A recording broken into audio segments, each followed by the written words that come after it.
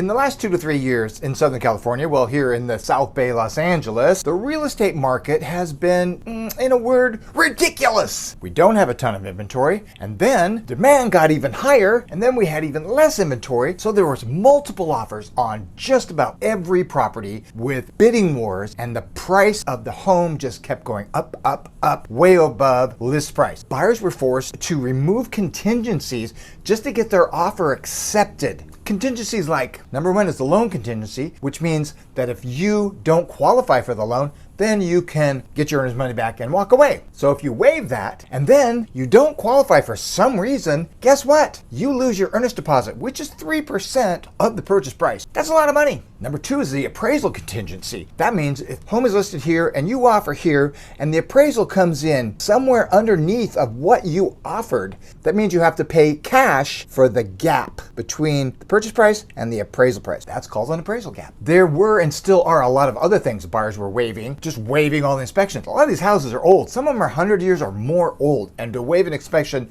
terribly dangerous. That's what you have to do to get a home. You got to make that choice. So what do you do if you offered way over list price in a multiple offer situation and you waived your loan contingency and your appraisal contingency, and then the appraisal comes in below what you offered? What do? Enter the appraisal gap. To put some numbers to it, does it say that the home was listed at $2 million and you wrote an offer at $2.1 million and it was accepted by the seller, and then the appraisal came in, say at $2 million. There is the gap of $100,000. Now you have to pay cash to close that gap so you can close escrow. $100,000 extra in addition to your down payment. Every purchase contract in the state of California has an appraisal contingency clause, which means, like I said, if the house doesn't appraise for the purchase price, then the buyer can walk, or the buyer can renegotiate, the seller can drop the price, they can meet in the middle, they can do lots of things, but it does not make them have to close the escrow on that loan, okay? So many buyers are waiving that, and then the appraisal doesn't come in, so then they have to have the wherewithal to pay the extra cash needed to close that gap, in addition to your closing costs and the down payment. Prior to close of escrow, of course. Hey, if you're finding this helpful, if you can give me a little like if you're on YouTube, and while you're there, just hit that little subscribe button so you won't miss any more of this riveting content. Appreciate that. Now there is a better version of how to cover that appraisal gap. Let's just say a buyer just says, hey, I'll pay you more than list price, but I won't pay any more than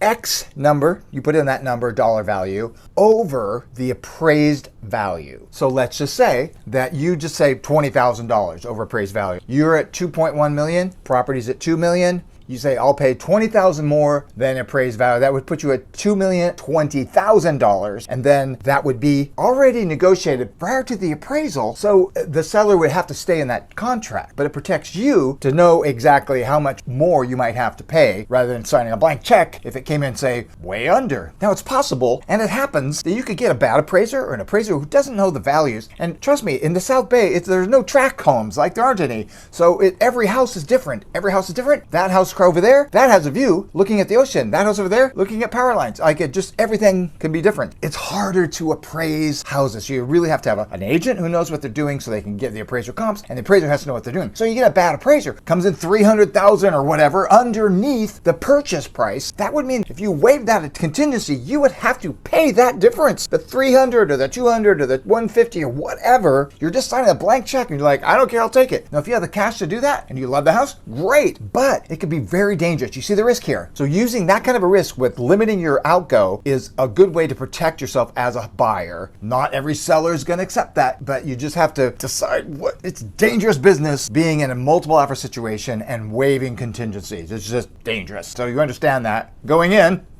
Yay! People are still doing it. So it's like, for me as an agent, it's really scary because you're like, I'm just got to tell you, here's the risk, here's the risk, here's the risk, here's the risk, and you got to go, okay, or I'm out. Hey, if you know somebody who needs to see this, send it to them. Like if it's the email, just forward it, or if it's a YouTube, thing, send it to them. Appreciate it. Hey, if you've been involved in a multiple offer situation or an appraisal contingency waiver, write it down in the comments below. Like what happened? What did you do? How did it work out? Because when other people are reading comments, it's very helpful to see, hey, I went through that and here's what happened and here's how it turned out. Appreciate that. If this is on an email, then just send me an email at darylpalmer.com. Give me your little notes, and then I'll put it in the comments in the YouTubes. Brilliant. Are appraisal gaps a good idea, you ask? Go ahead. The pros are it helps you during a bidding war, and it helps you from having protecting yourself from a short appraisal. Some of the risk is you have to come up with extra cash, and you might not have as much equity when you started writing this contract. But you can watch this video next. Ciao.